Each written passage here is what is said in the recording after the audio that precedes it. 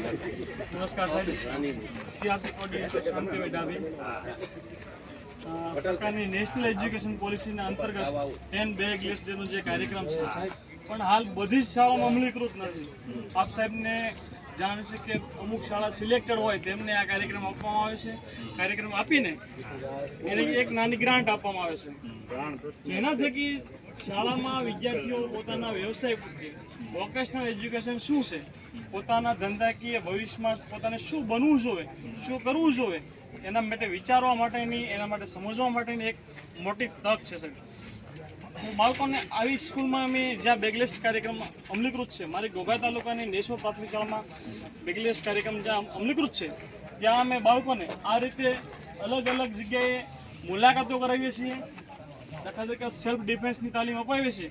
હાલ દરેક શાળામાં રક્ષા શક્તિ અંતર્ગત સેલ્ફ ડિફેન્સની તાલીમ છે. તો ભવિષ્યમાં એક સમયે 2016માં લગભગ આપણે દિલ્હીમાં એક કેસ બન્યો, દામિની કેસ બન્યો હતો. તો બાળકોને જો ખરેખર આવી તાલીમ આપવામાં આવી હોત તો આવી પરિસ્થિતિ ન આવી હોત એવું હું માનું છું.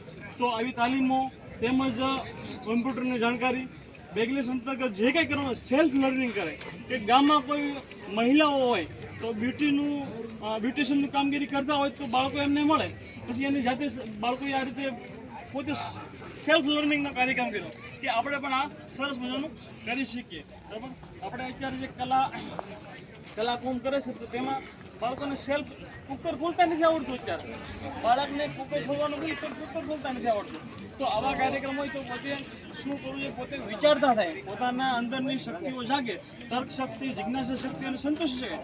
આવા કાર્યક્રમ અમલીકૃત કરીને ડિંડોર સાહેબે પોતાના ટ્વીટ હેન્ડલ ઉપર કીધું છે કે ભાઈ 10 બેગલિસ્ટ ડેનો કાર્યક્રમ નેશનલ એજ્યુકેશન પોલિસી 2020 અંતર્ગત આપણે અમલીકૃત કરવા જઈ રહ્યા છીએ.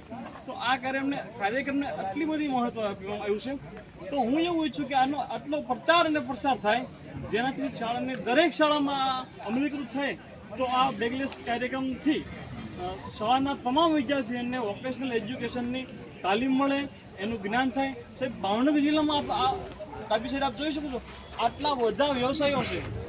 તો બાળકો માત્ર એક જ વસ્તુ ખબર છે, ભાઈ કુંભાર, લુહાર, સુથાર. સાહેબ, આટલા બધા વ્યવસાય છે. તેમાં મુખ્ય વ્યવસાય જુઓ, સેવાકીય વ્યવસાય છે, સાંપ્રત વ્યવસાય, લઘુ ઉદ્યોગો છે. આપણે અત્યારે સ્ટાર્ટઅપનો જમાનો છે. કોઈ પણ બે હોય તો કે ભાઈ સ્ટાર્ટઅપથી ચાલુ કરે અને ત્યાંથી આગળ વધી શકાય. સાહેબે જેમ કીધું કે SIC સ્કૂલ ઇનોવેશન કમિશન, તો આટલું બધું મોટું પ્લેટફોર્મ આપણને પૂરું પાડવા જઈ રહ્યા હોય, જો શાળાએ પોતે રજીસ્ટ્રેશન કર્યું હોય અને આના વિશે માહિતગાર હોય તો એ કયા લેવલ સુધી પહોંચી શકાય એ બહુ મહત્વની વાત છે. એટલા માટે હું મારો કાર્યક્રમ લઈને આવ્યો છું.